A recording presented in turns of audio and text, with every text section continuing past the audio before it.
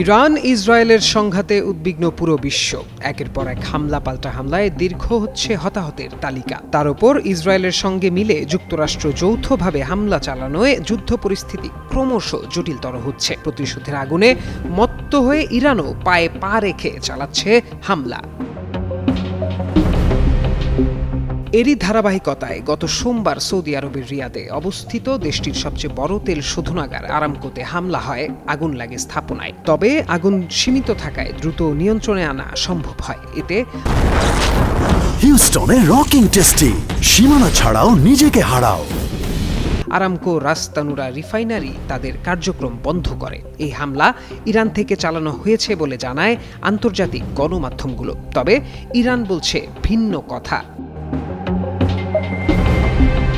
আরামকোয় ওই হামলা একটি ইসরায়েলি ফলস ফ্ল্যাগ বা ভুয়া পরিচয়ে চালানো গোপন অপারেশন ছিল বলে দাবি করেছে তেহরান। ইরানের আধা সরকারি সংবাদ সংস্থা তাসনিম নিউজকে দেয়া এক সাক্ষাৎকারে ইরানের একটি সামরিক সূত্র এ দাবি করেছে। সূত্রটি জানায়, ইসরায়েলের ফলস ফ্ল্যাগের লক্ষ্য ছিল ইরানে আক্রমণের অপরাধ থেকে আঞ্চলিক দেশগুলোকে বিভ্রান্ত করা এবং তাদের মনোযোগ অন্যদিকে সরানো।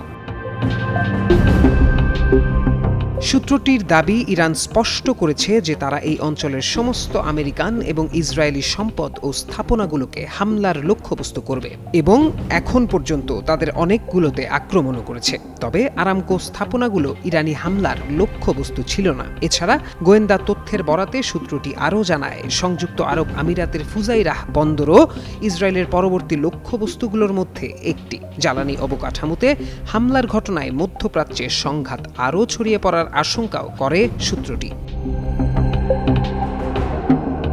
প্রসঙ্গত ফলস ফ্ল্যাগ বা মিথ্যা পতাকা কৌশল হলো এমন এক ধরনের গোপন অভিযান যার উদ্দেশ্য হলো অন্যের ওপর দোষ চাপিয়ে নিজেদের স্বার্থ উদ্ধার করা, সামরিক পদক্ষেপের অজুহাত তৈরি করা বা জনমতকে বিভ্রান্ত করা। এই ধরনের অভিযানের ফলে প্রকৃত হামলাকারী আড়ালে থেকে যায়।